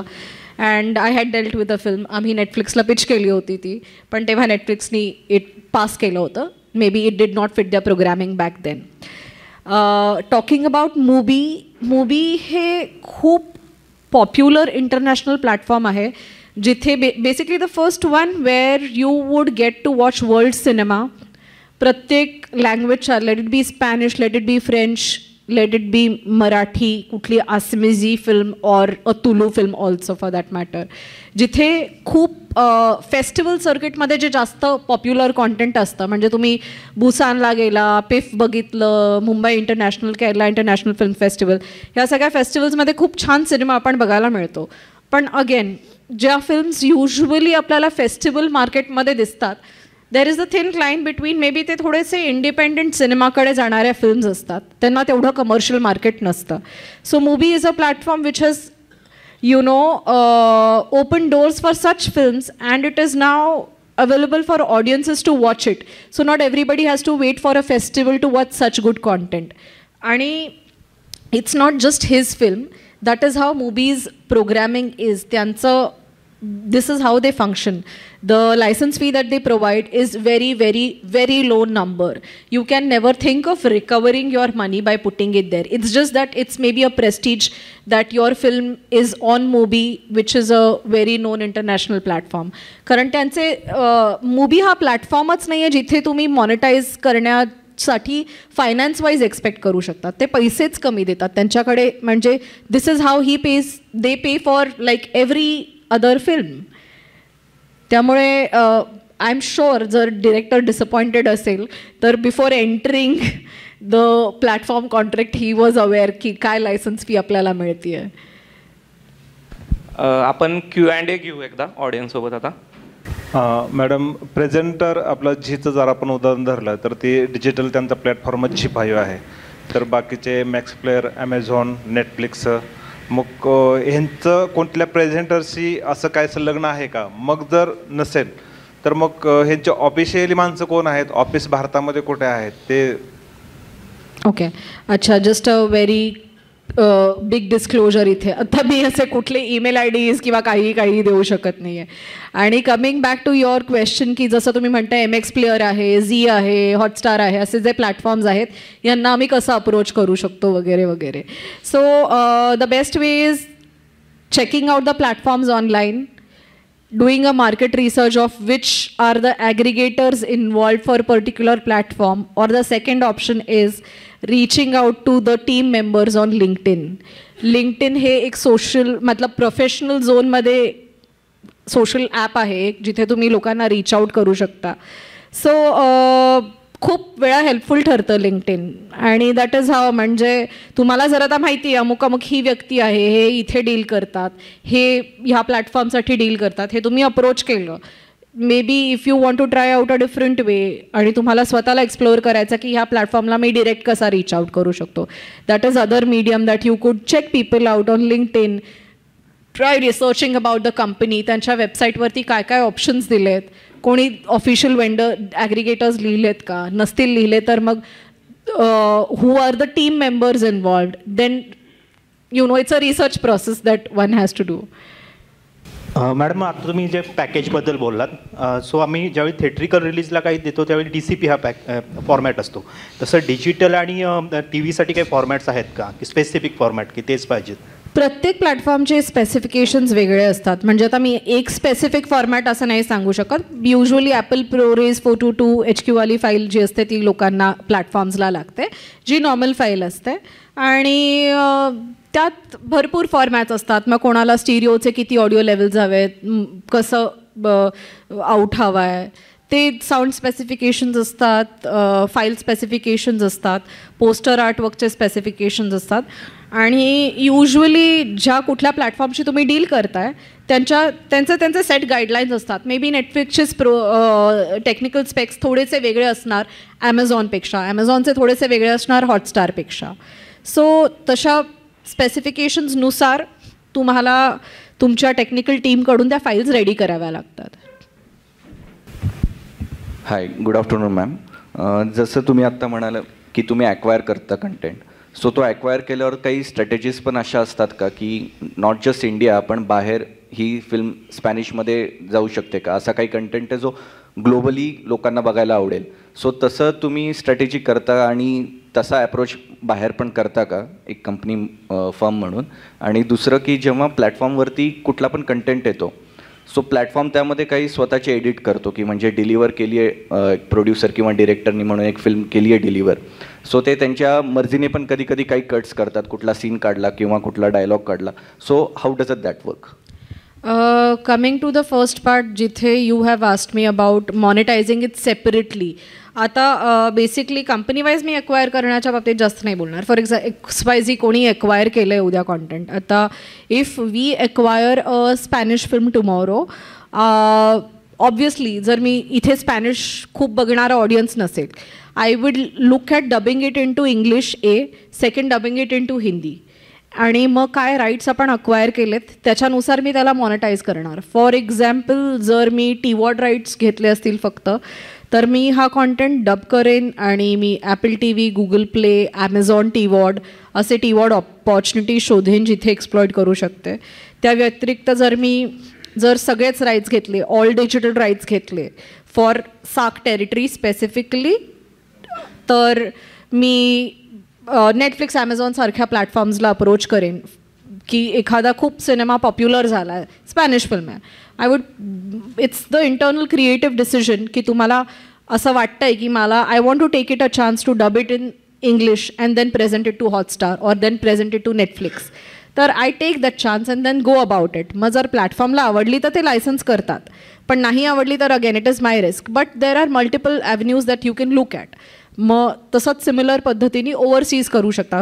For example, जर इथली मराठी फिल्म आहे आणि तुम्हाला ती दुसऱ्या टेरिटरीजमध्ये टाकायची आहे, तर टेरिटरी वाईज पण त्याचे प्लॅटफॉर्म्सला सबटायटल्स लागतात. सो ॲट द मोमेंट जर बेसिक इंग्लिश सबटायटल्स असेल तर इंग्लिश स्पीकिंग टेरिटरीजमध्ये ते लाईव्ह होतं. बाकी प्लॅटफॉर्म्ससाठी तुम्हाला स्पेसिफिक इन्सर्शन्स लागतात, may be Arabic subtitles, Persian subtitles, जसं जसं ज्या ज्या टेरिटरीमध्ये आहे त्याच्यानुसार तसे सबटायटल्स करावे लागतात. ज्यांनी ॲक्वायर केलं ते स्वतः प्रोसेस आणि त्याच्यावरचं म्हणजे स्पेंडिंग जे असेल ते, जर मी सिनेमा ॲक्वायर केला आहे आणि जर मी राईट्स घेतलेत की मी फिल्म डब करून मॉनिटाईज करू शकते, तर I do it at my cost. But the gains that I gain from it ते माझेच असणार असं. The second part was platform कुठला पण कंटेंट स्वतःच्या मर्जीने एडिट करतो किंवा काही हे करतो, सो ते कसं बघतो? ओके, ह्या गोष्टी पण ॲक्च्युली डिपेंड करतं की कुठल्या प्लॅटफॉर्मचे प्रमोशनल गाईडलाईन्स काय आहेत. सो जे तुमच्या सोशल मीडियावरती तुम्ही बघाल की maybe 20 seconders they have picked up and they have used किंवा काय आहे ते त्यांच्या प्रमोशनल गाईडलाईन्सनुसार चेंजेस करतात आणि ट्विक करू शकतात. That is how maybe if you are ready and you are signing your deal with any platform, तर तुम्ही त्यांना ह्या स्पेसिफिकेशन्स तेव्हा विचारू शकतात की असे काही कट तुम्ही करणं एक्सपेक्टेड आहे का किंवा काय. युजली नाही, खूप अगदीच काही कॉन्ट्रोवर्शियल असेल की प्लॅटफॉर्मने रिव्ह्यू केलं आणि त्यांना वाटलं की हा सेक्शन अगदीच एखाद्या स्पेसिफिक गोष्टीबद्दल जास्त बोलतो आहे आणि we are not comfortable with this section, then at that point of time a negotiation happens between the platform and the right holders की आपण हा सीन थोडा ट्विक करू शकतो का किंवा हा कमी करू शकतो का. तर काही काही स्पेशल केसेसमध्ये ते केलं जातं प्लॅटफॉर्मच्या इच्छेनुसार, पण युजली अंधारात ठेवून नाही करत, सांगून करतात. आणि जे ते क्लिप्स यूज करतात that is something may be it's a part of their promotional strategy and everything. या प्रश्न असा होता की इतर झालं सगळं कंटेंट अबाउट फिल्म्स आणि हे सगळं, पण music is also very important. Right. What is the position of music rights on such platforms, or there are any platforms for music? Okay. Genuinely speaking, I am not a professional for music की मी correct source नसू शकेन तुम्हाला म्युझिकच्या बाबतीत guide करणं. पण yes, जसं हे OTT platforms आहेत आजकाल, you see podcast and everything is also getting popular. So you have Jio Saavn, you have Spotify, ह्या सगळ्या सेक्शन्समध्ये तुम्ही म्युझिक मॉनिटाईज करू शकता. म्हणजे music is separate right, music राईट्सच सेपरेट असतात. सो तुम्ही एखादी फिल्म डील पण जेव्हा करता तेव्हा असं होऊ शकतं की मी म्युझिक T-सिरीजला विकलं आहे and now I am looking at monetising my film separately. फिल्मसाठी कंपल्शन आहे की थिएटर रिलीज, पण वेब सिरीजचं काय? कारण वेब सिरीजला सुद्धा प्रोडक्शन कॉस्ट मोठी असू शकते, असते 1.5-2 करोड. तर वेब सिरीजच्या बाबतीत काय क्रायटेरिया आहे किंवा काय कशा पद्धतीने ते? वेब सिरीजच्या बाबतीत तेच आहे की again whatever content we prepare, let it be a web series, a film or a short film, ते थोडंसं मास लेवलला अपील करणारं असणं, तर ते ग्लोबल लेवलला ऑडियन्सला कनेक्ट करणारं असणं, तर OTTs त्याला जरा प्रेफर करतात. आणि ऑफकोर्स लाईक वेब सिरीज वगैरे थिएटरकडून रिलीज होत नाही, त्याला नॉर्मल पिचिंग प्रोसेस असते की एखादा वेब सिरीज आपली रेडी आहे, समजा 12 एपिसोड्स आहेत, 7 एपिसोड्स आहेत 1 तासाचे वगैरे, तर आपण ते प्लॅटफॉर्मला तसं पिच करावे लागतात. आणि in case the content is interesting for them, तर दे वुड से की अच्छा आम्हाला आवडलं आहे आणि ही आम्ही ऑफर तुम्हाला देऊ शकतो, किंवा नाही मे बी हे आत्ता आमच्या प्रोग्रामिंग स्ट्रॅटेजीमध्ये बसत नाही आहे, so we would like to pass on this at the moment. हां, कारण if we consider finances, web series आणि फिल्म्सचं कमर्शियल बजेट कम्प्लिटली वेगळं असतं. Like there is of course web series is x amount of hours that you expect the content output. समजा तो 9-10 तासाचा output एक झाला आणि एखाद्या सिनेमाचा 2 तासाचा झाला, तर त्याचा सरळ हिशोब आहे की त्याची कॉस्ट आणि हे सगळं ते जास्तच असणार. पण वेब सिरीजचं usually it's a package deal that the platform offers. Ma'am, localisation of content तुम्ही बोलला, तर मी ॲज अ वेंडर म्हणून अप्लाय करू शकतो का त्याला? शुअर. म्हणजे आमच्याकडे आता म्हणजे फॉर एक्झाम्पल जर माझ्या स्पेसिफिक फॉर्ममध्ये विचारता, तर we have a in house team आणि सगळ्या गोष्टी इन हाऊसच केल्या जातात. बट शुअर, कधी काही आउटसोर्स करण्याची गरज पडली तर आम्ही नक्की सांगू शकतो. आणि दुसरं म्हणजे तुम्ही आधी तुमचा प्रोफाईल आधी सिने क्लब्सशी डील करण्याचा होता, म्हणजे तिथं काय लायसन्सिंग असतं का फिल्म फेस्टिवल्स आणि सिने? नाही, मी सिनी क्लब्सचं काय आहे I don't no. BECIL India काहीतरी? नाही, बेसिल कॉन्टेंट मीडिया. आता हे बेसिकली मी आत्ता वेस्टा इंडियामध्ये, which is now renamed as Zoo India actually, current company name is Zoo India. आणि बेसिल कॉन्टेंट मीडिया जी आधीची फर्म होती ती I think it is shut down now. It was back in 2017. पण ते फिल्म फेस्टिवल्स आणि film sales असं दोन्ही काम करायचं आहे. सो बेसिकली बऱ्याच वेळा फेस्टिवल सेक्शनमध्येही हे असतं की खूप लोकांना माहिती नसतं how to route out to the festivals, काय काय फेस्टिवल्स आहेत, which are the top 10 trending festivals that would be beneficial for the exposure of your film. मग ते इंडियामधले झाले, बाहेरचे झाले. So we use to guide film makers, producers, आणि त्यांची फिल्म आम्ही वेगवेगळ्या फेस्टिवल्सला प्रेझेंट करायचो. म्हणजे एखादा सिने क्लब डायरेक्ट एक्झिबिटर होऊ शकतो का त्या केसमध्ये, जर शॉर्ट फिल्म्स एक्झिबिट करायचे असतील आणि ॲज अ तिकीटिंग इव्हेंट ठेवायचं असेल? नाही, आय थिंक हे कम्प्लिटली वेगळं सेक्शन झालं इफ आय मे. म्हणजे तुम्हाला समजा तुमची शॉर्ट फिल्म आहे आणि तुम्हाला ती कुठेतरी प्रेझेंट करायची ऑडियन्स गोळा करून, असं तुम्ही म्हणताय ना? नाही, कुणाची शॉर्ट फिल्म, मी ॲज अ एक्झिबिटर म्हणून ॲक्ट होतो आहे, माझ्याकडे सिनेफाईल्सचा नेटवर्क असेल, कम्युनिटी असेल बेसिकली, आणि त्यांना एक्झिबिट करायचं असेल, एखादी फिल्म दाखवायची असेल एखाद्या हॉलमध्ये, आणि if I am organising it as a ticketing event, तर तसं लायसन्सिंग करता येतं का शॉर्ट फिल्म्स? नाही, आय थिंक शॉर्ट फिल्मचा लायसन्सिंग कम्प्लिटली वेगळा बिझनेस होतो. जे आता तुम्ही म्हणताय हे एखादं प्रायव्हेट इव्हेंट अरेंज करण्यासारखं झालं. May be you compile 5 short film makers and arrange for a show, की जिथे एक कार्यक्रम एखाद्या संध्याकाळी ऑर्गनाईज केला जिथे तुम्ही 5 शॉर्ट फिल्म्स दाखवणार आणि त्याला नॉमिनल तिकीट लावलं. हा एक प्रायव्हेट इव्हेंट झाला. Apart from that short films monetisation is a separate business. म्हणजे आपण आता हॉटस्टारवरती बघतो जिथे खूप शॉर्ट फिल्म्स असतात. सध्या थोड्या नेटफ्लिक्सवरती पण यायला सुरुवात झाल्यात. सो जसं आपण फीचर फिल्म्स मॉनिटाईज करतो तसं आपण शॉर्ट फिल्म्स पण OTTsवरती मॉनिटाईज करू शकतो. फिल्म मेकर म्हणून तुम्ही आम्हाला काय काय सर्व्हिसेस प्रोव्हाइड करू शकता, आणि फिल्म मेकिंगच्या प्रोसेसमध्ये कोणत्या टप्प्यात आम्ही तुम्हाला इन्व्हॉल्व करावं? Okay, we come in at the last stage when film shoot होऊन सगळं रेडी असतो तुमचा. Either the first cut it's ready किंवा सगळं पोस्ट होऊन जेव्हा फिल्म रेडी होते तेव्हा एक ॲग्रिगेटर म्हणून वी स्टेप इन, आणि मग आम्ही फिल्म बघतो, डिटेल्स बघतो. त्याच्यानंतर आम्ही गाईड करू शकतो की हे कुठल्या OTT प्लॅटफॉर्मला आम्ही हे प्रेझेंट करू शकतो तुमच्यासाठी. That is how it goes. आम्ही युजली स्क्रिप्ट किंवा कॉन्सेप्ट पिचिंग लेवलला एंटर करत नाही. सो कॉन्टेंट शूट होऊन पोस्ट रेडी झाल्यावरती वी स्टेप इन. आणि मग त्यासाठी पण जी एक फिल्म किंवा काय कॉन्टेंट तयार आहे तर तुम्ही कशा पद्धतीने ते ठरवता की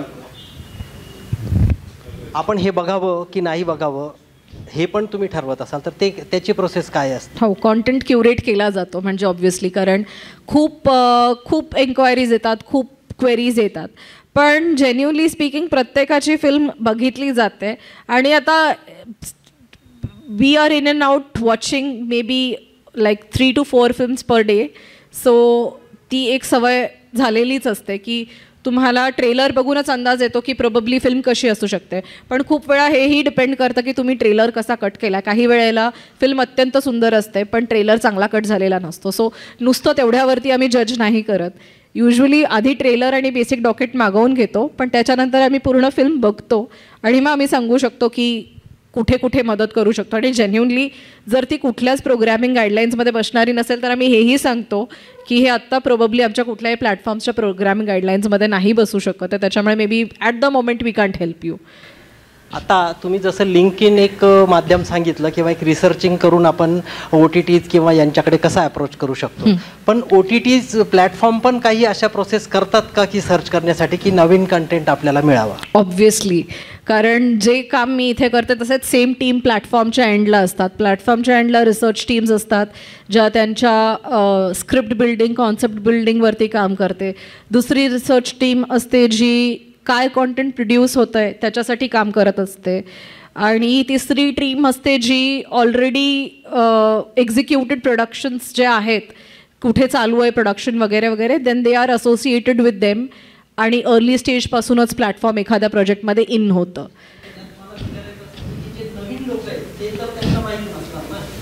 काही प्रोसेस आहे जे नवीन न्यू कंटेंट क्रिएटर शोधण्यासाठी काय जेन्युनली प्लॅटफॉर्म अगदी न्यू कॉन्टेंट क्रिएटर्स शोधायला येतं असं होत नाही आहे, but if the content is great then you don't have to present yourself at one point of time. Your content start speaking. म्हणजे अगदीच न्यू कमर्स आहेत आणि काहीतरी खूप छान पॉप्युलर केलं तर देर आर मार्केट इव्हेंट्स, जे मार्केट इव्हेंट्स होतात ज्यात प्लॅटफॉर्मचे लोक असतात, प्रोफेशनल्स असतात, प्रोड्युसर्स असतात, फिल्म मेकर्स असतात. सो असे market events are helpful to meet people, to understand what is the strategy behind one particular platform or a particular production house, big one, किंवा फिल्म फेस्टिवल्स असतात. So खूप वेळा प्लॅटफॉर्मचे लोक film festivals follow करतात, त्यातनं ज्या ज्या फिल्म्स पॉप्युलर होतात त्या त्यांना माहिती असतात आणि मग नाही दॅट्स ओके. अच्छा, जसं म्युझिकमध्ये त्यांना जर काही स्पेसिफिकेशन वाईज OTTsना जर चेंजेस हवे असतील तर ते सेशन फाईल्स परत मागवून घेतील की आम्हाला या स्पेसिफिकेशनमध्ये द्या. तसंच ग्रेडमध्ये पण ते चेंजेस करू शकतात का, जसा आहे फिल्म रिलीज झाली आहे तसं? कारण प्रत्येक OTTचा इंटरफेस आणि त्यांचा लुक थोडासा फील वेगळा असतो.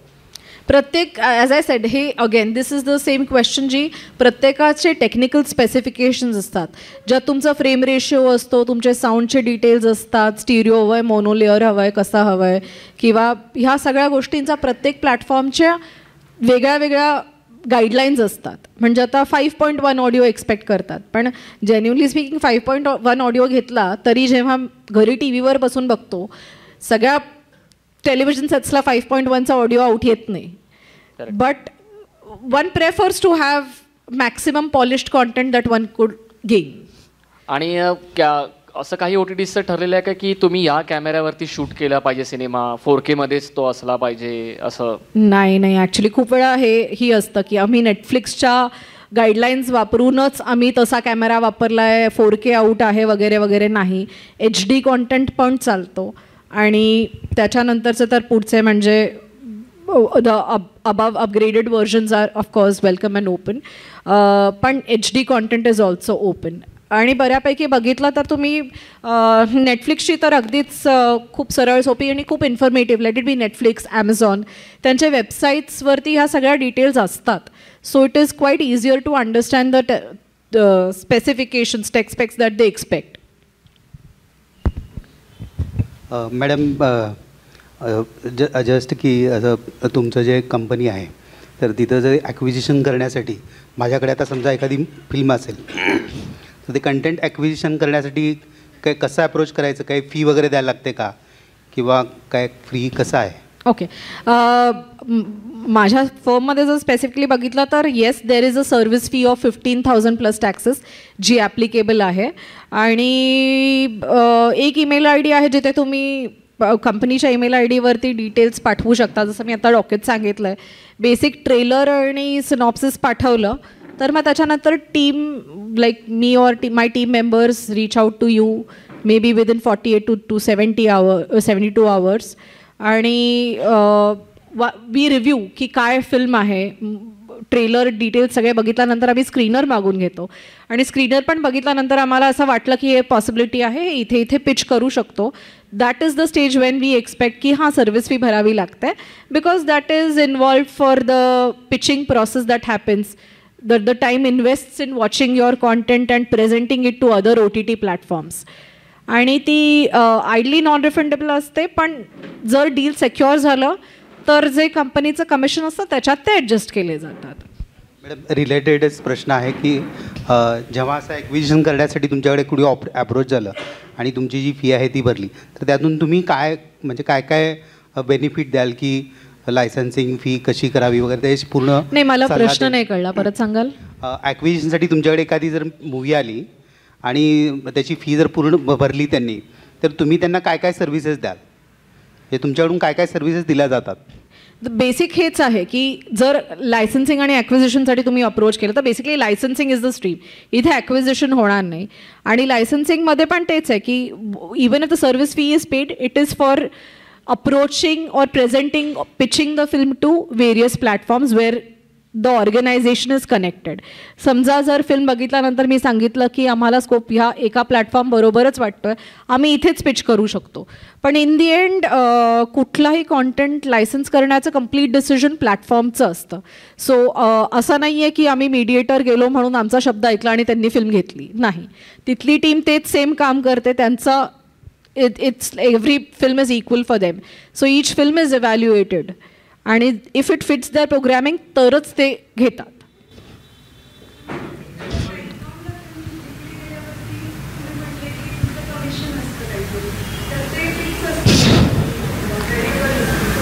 That is fixed.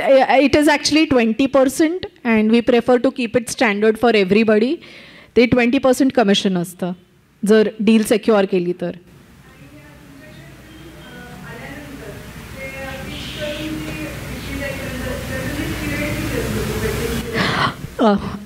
हे बऱ्याच वेळा समोरच्या प्लॅटफॉर्म्सवर पण डिपेंड करतं अगदीच. कारण कधी कधी असं होतं की फिल्म आली आहे आणि पुढच्या म्हणजे सगळे डिटेल्स मिळाले, इंटरनल रिव्ह्यूज आला, मग आम्ही पिच तयार करून ते प्लॅटफॉर्मला पिच केली. त्याच्यानंतर त्यांनी 1 आठवड्यात पण रिप्लाय येऊ शकतो किंवा बेसिक स्टँडर्ड टाईमलाईन असते 6 to 8 weeks that the platform might take to review a content. मग त्या दरम्यान त्यांचा रिस्पॉन्स जर आला, पुढचं पेपर वर्क झालं तर अगदी 1-2 महिन्यात पण डील होऊ शकते आणि जेन्युनली विकली नाही गेली तर 6-6 महिनेही लागू शकतात. कारण मग असं असतं की एखाद्या प्लॅटफॉर्मनी नाही घेतली पण मग ते न घेण्याच्या पलीकडे एक्स्ट्रा एफर्ट्स आम्ही काही घेऊ शकत नाही, कारण तो निर्णय प्लॅटफॉर्मचा असतो. व्हॉट वी कुड do is look out for more and more opportunities की इथे पिच करूयात, तिथे पिच करूयात, यांनाही पाठवून बघूयात. हे धडपड करण्याचे प्रयत्न आम्ही करतो. पण इन दी एंड ती विकत घेणं हे प्लॅटफॉर्मच्या निर्णयावरच असतं.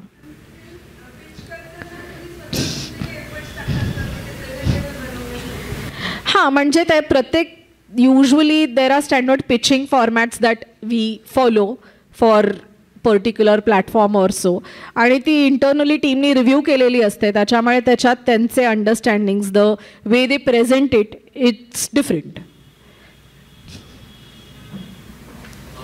When you pitch to the platform, so you go to one platform at a time or you go to 2-3 multiple altogether? We depends ki which platforms we are reaching out to. Usually we prefer pitching simultaneously.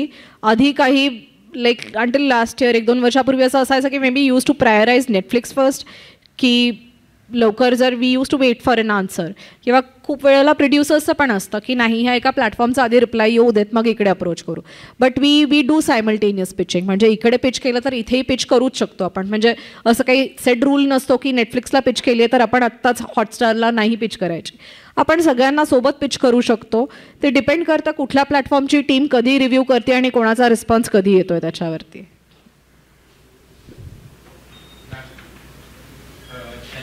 की तुमच्याकडून सगळं concept clear होत आहे डिजिटलचा. एक प्रश्न असा आहे की आपण जर प्री प्रोडक्शन लेवलला जर डिसिजन घेतोय थिएट्रिकल बायपास करण्याचा किंवा सेकंड प्रायोरिटी करण्याचा, तर एक आदर्श तुम्ही आजपर्यंत जेवढं काम केलं तुमच्या अनुभवातून, एक आदर्श सिनेमा किंवा त्याचे असे कुठले मुद्दे आपण ती स्ट्रॅटेजी बांधायला पाहिजे की खास म्हणजे बजेटमध्ये सुद्धा क्वालिटीमध्ये सुद्धा एक ॲक्सेप्ट मिळायला पाहिजे. ओके, ह्याचं I think having knowledge about every step of making a film is very very important. जितकं प्री प्रोडक्शनमध्ये स्क्रिप्टच्या ड्राफ्ट्सवरती काम केलं जातं की मी 8 ड्राफ्ट्स लिहिल्यानंतर 9th one is the satisfactory draft की हा अप्रूव्ह होतोय आणि आम्ही हा फॉलो करतोय, तितकंच कास्टिंगवरती पण इम्पॉर्टंट असतं की मी एकच ॲक्टर इतका दर्जेबाज घेतला की मी त्याला 10 crore दिले आणि आता माझ्या फिल्मचं बजेट संपलं आहे, तर तसंही नाही चालू शकत. So having that balance between a good script, a good star cast and uniting it together हे खूप इम्पॉर्टंट असतं. आणि त्याच्याच नंतर जर तुम्हाला आता फॉर एक्झाम्पल की बायपास करायचंच आहे थिएट्रिकल, तर if it is maybe some independent producer, ह्या स्टेजमध्ये खूप इम्पॉर्टंट ठरतं की तुम्ही कुठलं तरी इधर बिग प्रोडक्शन हाऊसला अप्रोच करा किंवा मोठा प्रेझेंटर आणा ज्यांचं नाव थोडंसं महत्त्वाचं ठरू शकतं, की किमान ते नाव प्रोजेक्टला लागल्यावरती लोक तुम्हाला the dose that you bang on ते तुम्हाला सिरियसली घेतील किंवा ॲटलिस्ट तुमचा कॉन्टेंट रिव्ह्यू केला जाईल. सो आणि तेच आहे म्हणजे थिएट्रिकल बायपास केलं तर अगदीच कोणी घेणारही नाही असंही नाही आहे. म्हणजे काही फिल्म्स आहेत जे प्लॅटफॉर्म्स ओरिजिनल म्हणून प्रोड्यूस करतायत किंवा सोनी लिव्हमध्ये पण आहेत की थिएट्रिकल रिलीज नाही झालेत पण चौथे सिनेमे त्यांनी रिलीज करतात. पण हा प्युअरली मग ते तसंच असतं की प्लॅटफॉर्मच्या त्या पॉईंटला जी प्रोग्रॅमिंग स्ट्रॅटेजी आहे त्याच्यावरती ते डिपेंड करतं. त्याचा अगदी हे धरून चालू शकत नाही आपण की हे असं असू शकतं. So you have to if you are taking that risk you have to be open to all the possibilities that are going to come across your way. Ma'am so मगाशी तुम्ही म्हणालात की नेटफ्लिक्स सारखे प्लॅटफॉर्म्स जे agency throughs घेतात content, असं काही आहे का? बऱ्यापैकी, कारण आता ते थोडंसं चेंज होऊ शकतं कोणाचे इंटरनल कनेक्ट्स वगैरे असतील तर. अदरवाईज प्लॅटफॉर्म प्रेफर करता की त्यांचे ऑफिशियल ॲग्रिगेटर्स जे आहेत त्यांच्याकडनं पिच करणं. आणि जर तुम्ही म्हणताय की आता समजा ॲग्रिगेटर्सचं कमिशन आहे, सो प्रोड्युसरचं थोडक्यात म्हणजे प्रोड्युसरला तिथे ते कमिशन देणं आलं, right. So can't he save his money? How do you expect the producer to save money? म्हणजे हे कमिशन जे जातंय ते कसं कमी करता येईल किंवा प्रोड्युसरला ते पैसे मिळाले तर जास्त फायदा होईल? आणि मग अशा ॲग्रिगेटर्सनी काय करणार जे जे हे एवढं सगळं चालतं? मला तेच विचारायचं तुम्हाला की डिरेक्टली कॉन्टॅक्ट करू शकत नाही का? म्हणजे दॅट इज द क्वेश्चन. नाही, डिपेंड करतं. बिकॉज ह्याचा एक दुसरा रूलही असा असतो की डील्स करून करून प्लॅटफॉर्मला पण आता जे समजा तुमची पहिली फिल्म आहे आणि मी प्लॅटफॉर्म आहे तर जी एनर्जी मला तुम्हाला स्क्रॅचपासून प्रत्येक स्टेज समजवायला जाणार, right from your legal documents to your technical specifications to your deliveries, हे करण्याची बँडविथ प्लॅटफॉर्म्सकडे नसते. That is the reason they have official aggregators or vendors who like deliver content to them or license content for them. कारण paperwork सगळं आमच्या through होतं, आमचे lawyers असतात, सगळ्या लिगल टीम्स असते involved. So it is a mutual understanding between the aggregators team and the legal team. So ground लेवलला जे काही हार्डवर्क करायला लागतं, नेगोसिएशन्स करायला लागतात, ॲडजस्टमेंट्स करायला लागतात, that is what an aggregator does. हे ॲक्च्युली जे असं दिसायला जे दिसतं की अरे कमिशन घेतली जाते, पण नाही, I am just helping you understand. May be it is a good question but for everybody to know. It is. I am actually asking this question for all because all are thinking like this. अरे 20% commission. That's what I'm saying. की ह्यात असंख्य गोष्टी involved असतात. हे डिलिव्हरीचे charges वेगळे असतात because तो कम्प्लिटली वेगळा सेगमेंट आहे, त्याचे पैसे ते वेगळे द्यावे लागतात. पण डील्स करणं असतं, राईट्स माहिती असणं असतं, त्याचे नेगोसिएशन्स करणं असतं, त्याच्यातनं मग लिगल प्रोसेसमध्ये पुढच्या गोष्टी इन्वॉल्ड असतात, त्याच्यातले नेगोसिएशन्स असतात. जसं मी आता म्हटलं की फॉर एक्झाम्पल एखादा मी सिनेमा विकला आणि प्लॅटफॉर्मनी सांगितलं आहे ह्याला टीवॉर्ड आणि एवॉर्ड राईट्सला होल्डबॅक लावा आणि मी 7 वर्षासाठी ही फिल्म घेतो, मग माझ्याच प्लॅटफॉर्मवरती फक्त लागेल.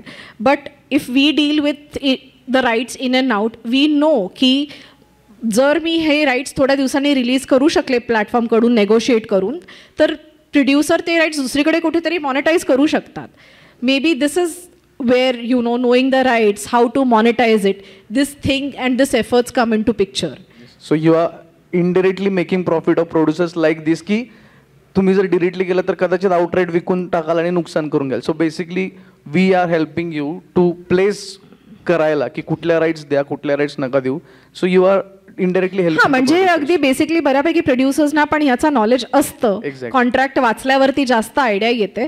But having this support helps you in executing the process without further headaches. की डील करताना आणि खूपदा असंही असतं की डील करता करता जर फिसकटलं तर ते डील फिसकटते तिथे आणि त्याचं पुढे काही होतही नाही. कधी कधी प्रोड्युसर्स फार असतील की नाही अडून बसलेत की आम्हाला अमुक अमुक एवढेच पैसे हवेत, हे नाही मिळालं तर मी नाही विकणार फिल्म. मग काहीतरी मध्य गाठावा लागतो. That is where you know the entire efforts of selling this through comes in to picture. Really appreciate answer of this question. Thank you for the clarification. I hope I have answered it correctly. Yes, perfect. जर फेस्टिवलचा A grade B ग्रेडचे festivals आहेत, फेस्टिवल्सना जर recognition मिळालं असेल तर तुम्हाला ते पिच करायला किती सोपं जातं? आणि स्लाइटली हेल्पफुल. अगदी 100% त्याचा खूपच फायदा होतो असं नाही आहे, पण एखाद्या फिल्मची प्रोसेस जर आपण बघितली की फिल्म कंप्लीट झाली and if it is a good film which you feel that it can thrive the festival market, तर ते एक्सपोजर मिळणं कधीही चांगलं असतं. कारण मग मे बी फेस्टिवल्सला गेल्यावरती फिल्म थोडी चर्चेत येते, देर इज बज around the film and the exposure that it has got through festivals is usually helpful for mentioning in the pitch. म्हणजे अगदीच फेस्टिवलला गेली आहे म्हणून आपण ही घेऊयात असं प्लॅटफॉर्म करेल असंही नाही होत, पण तो थोडासा सेल्फ टॉक जो क्रिएट होतो फिल्मच्या बाबतीत तो थोडासा फायदेशीर ठरतो. आणि you never know, maybe हे exposure also teaches you a lot when you know see your film screening somewhere amongst other film makers और डिफरंट लँग्वेजेस और other countries for that matter. The exposure, it's altogether a very different world. Ma'am, web series pitch करायला तुम्ही मदत करता का? हो. म्हणजे initial स्टेजला मी लेखक आहे आणि मला पिच करायचं तर तुम्ही मदत करता का आणि त्याचे मग कसे चार्जेस वगैरे? अच्छा, स्टोरी लेवलला नाही. Web series, film, documentaries, shorts, anything that is फक्त रेडी झाल्यावरच we can step in. Thank you.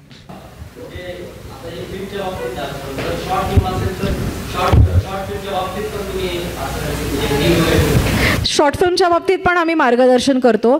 Genuinely speaking, ज्या प्लॅटफॉर्मशी आत्ता आम्ही कनेक्टेड आहे तिथे आम्ही मॅक्सिमम शॉर्टची डील नाही करत, पण पॉकेट फिल्म्स झालं किंवा असे जे सेक्शन्स आहेत जे स्पेसिफिकली शॉर्ट फिल्म्समध्ये डील करतात तिथे तुम्ही करेक्ट पर्सनला अप्रोच केलं तर जास्त फायदेशीर ठरू शकतं.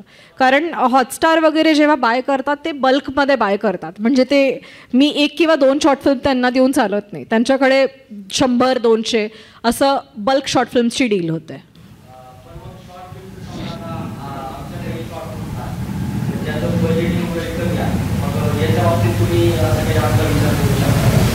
एक्वायर करण्याच्या बाबतीत म्हणताय? नाही, ॲक्च्युली जसं मी म्हटलं ना, कमिशन मे बी ते स्टँडर्ड असतं जेन्युअनली स्पीकिंग. आणि लायसन्सिंगच्या बाबतीत करायला गेलं तर कुठले प्लॅटफॉर्म जर तेव्हा खरंच ओपन असतील शॉर्ट कॉन्टेंटसाठी तर आम्ही तुम्हाला नक्की तेव्हा मदत करू शकतो. नाहीतर आम्ही असंही, म्हणजे जसं मी आता सांगितलं, जे लोक स्पेसिफिकली शॉर्ट फिल्म्समध्ये डील करतात कदाचित त्यांना अप्रोच करणं जास्त फायदेशीर ठरू शकतं तुमच्यासाठी. OTTची जी बाईंग स्ट्रॅटेजी आहे त्याच्यामध्ये थोडंसं फायनान्सवर डाऊट आहे मला. For example, there is a feature film जी OTT विल प्रिफर की that film has to go through theatrical release first and then we will buy it, आणि ज्याच्यामध्ये they will buy it at for example 30-40% of the cost of the movie. But on the other hand जिथे web series येते तर web सिरीजचा cost would be much higher, right, and that OTT is ready to buy maybe definitely at a higher cost. So why is it so? तर याच्यामध्ये बाईंगमध्ये theatrical release जो असतो त्याला 30-40% कॉस्टमध्ये घ्यायला OTT रेडी असतं, आणि जी एक वेब सिरीज आहे विच वुड डेफिनेटली जास्त कॉस्टमध्ये OTT घ्यायला रेडी आहे. Y is it so? It's business. What you invest you expect the returns from that.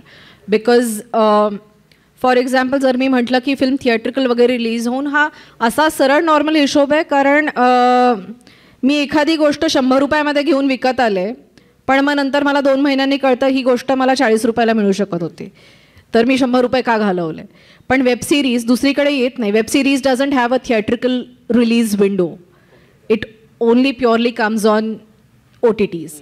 That is the reason मग ती गोष्ट जर जेवढ्याला मिळते आपण तेवढ्यालाच घेणार असं असतं. So whatever the cost of production is और whatever the numbers the platform prefers ते द्यायला तयार असतात, because it is going to get that viewership and exposure for that platform also if it is a very good content.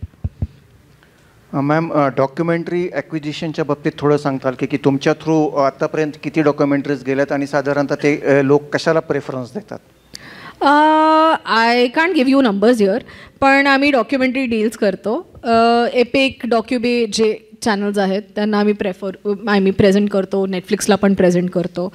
आणि of course म्हणजे डॉक्युमेंटरीजला पण depend करतं की काय पद्धतीचा कॉन्टेंट आहे त्याच्यावरती. वन्स म्हणजे तुमच्याकडे समजा काही रेडी जर असेल आणि तुम्हाला ते दाखवायचे असतील डॉक्युमेंटरीज, तर once we review the content मग आम्ही तुम्हाला गाईड करू शकतो की हे आम्ही ह्या प्लॅटफॉर्मला पिच करू शकतो, हे या प्लॅटफॉर्मला पिच करू शकतो. मॅम, OTTच्या फ्युचरबद्दल थोडेसे बोलू. ऑरमॅक्स मीडिया म्हणून एक रिसर्च एजन्सी आहे मुंबईमध्ये, जे तर त्यांचा रिपोर्ट होता की 28% rise in the audience of OTT from rural and small towns area. आणि मेट्रो सिटीजमध्ये सॅच्युरेशनला आहे ऑडियन्स, एवढा काही फरक पडत नाही आहे, तिथे इन्क्रीज नाही आहे. तर हे OTTच्या फ्युचरवर कसं अफेक्ट करेल किंवा कसं अफेक्ट करतंय? This is because when you say regional penetration जास्त दिसतंय for OTT content. This is because now everybody is addicted to mobiles. मला जे नेटफ्लिक्स सबस्क्रिप्शन 1000-1500 मिळू शकतं ते मला 200 रुपयात मोबाईलमध्ये मिळतं. And then it is personal experience that I don't have to share the television with my family when I want to watch something. म्हणून regional now it has become affordable की छोट्या छोट्या जागेही जाऊन लोकांना मे बी ते subscription घेऊन हवा तो कॉन्टेंट बघायची मुभा मिळू शकते, जे नॉर्मल ठिकाणी मे बी आधी केस नव्हती. आणि सॅटेलाईट डिपेंडन्सी लोकांची थोडीशी टेलिव्हिजनवरची यंगस्टर्स स्पेसिफिकली बरीच कमी झाली. आता मला नाही वाटत यंगस्टर्स बसलेले जे असतात ते कोणी सिरियल बघतात आधीसारखं. But if you remember the earlier days you grew up watching films and serials. पण आता लोक एल्डरली जनरेशन सोडून दुसरं कोणी असं सिरियल बघणं प्रेफर करत नाही. इदर दे वॉच इंग्लिश सिरीज और कोरियन कॉन्टेंट और ऑल दिस स्टफ. पण रिजनलमध्ये तेच होतं की लोकांना आता ते अफोर्डेबल झालं आहे. जे इथे लोकांना 4 वर्षापूर्वी होतं ती गोष्ट आत्ता तिथे होती आहे. So that is where the rise is seen. And also like the OTT saturation is again like expected to increase because बरेच प्लॅटफॉर्म्स आता they are not just like with the SVOD model, they prefer to go for TVOD model. आणि बऱ्याच ठिकाणी आता AVOD model पण introduce होतं आहे. So with AVOD model again the audiences can afford to watch a lot of content. म्हणजे तुम्हाला काही पैसे तर मे बी नाही भरायला लागणार, फ्री स्ट्रीमिंग असणार, फक्त मध्ये मध्ये ॲड्स येतील that maybe you will have to bear through it. And many platforms now prefer to pick up the AVOD stream also. आणि कॉन्झिक्युटिव्ह 3ऱ्या क्वार्टरमध्ये नेटफ्लिक्सचा रिव्हेन्यूचा जो राईज होता तो कमी होतो आहे. आणि Netflix has introduced hybrid model SVOD plus AVOD. म्हणजे is this goner for the old era of OTTs की ते बाय करत होते आणि OTT इन्व्हेड करत आहे. म्हणजे युरोपचा गेम जसं तुम्ही म्हटलं की प्रोबॅबली ते TVODकडे खूप जास्त शिफ्ट होत आहेत. SVOD OTTs आर स्केअर्ड की ते स्ट्रॅटर्जीज चेंज करत आहेत. तर हा पॅटर्न इंडियामध्ये शिफ्ट होऊ शकतो, तुम्हाला काय वाटतं? मे बी इट्स एक्झॅक्टली की काही गोष्ट it's business in the end and you have to thrive. If you see that the SVOD model got hit in last couple of months आणि Netflix loss subscribers and everything हे सगळे news होते. But then it's business. कुठे ना कुठे काही गोष्टी compensate करायला लागतात. What one is going to try to do is check out what models can work, how things can change. TVOD is also another new wave that is expected to come in because आता जसं Amazon TVOD launch झालं आहे, may be लोकांना फार सवय नाही आहे. जसं मी आधी म्हटलं की आपल्या इथे इंडियन मेंटॅलिटी असेल की ट्रान्झॅक्ट करून बघणार. But then there would still be some section of audiences. आता जर मला उद्या दृश्यम बघायचं असतं आणि माझ्यात पेशन्स नव्हते फिल्म प्लॅटफॉर्मवरती नॉर्मल प्राईमला रिलीज होण्याच्या आधी आणि मला ती 2-3 आठवडे आधीच बघायची होती, मी रेंट बेसिसवरती ट्रान्झॅक्ट करून फिल्म बघणार. So that is how they expect and they are testing these things की हे ऑडियन्सेसमध्ये कसे इम्प्रूव्ह होणार, कसे ग्रो होणार. So TVOD vertical when you introduce it's another game changer because लोक ज्यांच्यात पेशन्स नाही आहेत they would prefer to buy it on rent and watch the content and then they are done. शेवटचा प्रश्न घेऊया आपण, टाईम झालेला आहे म्हणून. रायटिंग स्टेजला तुम्ही पिच करत नाही असं म्हणालात, पण वेब सिरीज असं ऐकलं आहे, नक्की माहीत नाही, की आधी प्लॅटफॉर्मकडे सब्जेक्ट ॲप्रुव्हल नंतर हे सुरू होतं, कारण ती एक मोठी प्रोसेस असते प्रोडक्शनची, वेब सिरीजची सुद्धा. तर मग नक्की काय आहे की प्लॅटफॉर्मकडून सब्जेक्ट ॲप्रुव्हल घेतलं जातं का आधी? हां, इट वर्क्स पॅरलली. दोन्हीही गोष्टी होऊ शकतात. की पूर्ण कॉन्टेंट रेडी आहे तुमच्याकडे तुमची वेब सिरीज आणि मग तुम्ही जाऊन पिच करता प्लॅटफॉर्मला, त्यांना आवडते ते घेतात. आणि दुसरी गोष्ट की कदाचित तुम्ही ट्राय करू शकता त्याला स्क्रिप्ट लेवललाच पिच करायला आणि मग ज्याच्यानंतर platform if they are interested in the content तर ते म्हणतील की we are interested and we can have a contract for this. पण मग त्या सगळ्या गोष्टीमध्ये प्लॅटफॉर्मचा से ह्या सगळ्या गोष्टींची नेहमी उजवी बाजू असते. त्यांना जशा ज्या गोष्टी एक्सपेक्टेड असतात तसं ते एक्झिक्युशन प्रत्येक बाबतीत व्हावं लागतं. दोन्ही गोष्टी ओपन असतात. Really it's a wonderful session madam, thank you. We really unaware about so many things about OTT, but you explained it very well and simplified all the things and cleared our doubts. Thank you. Thank you, everyone.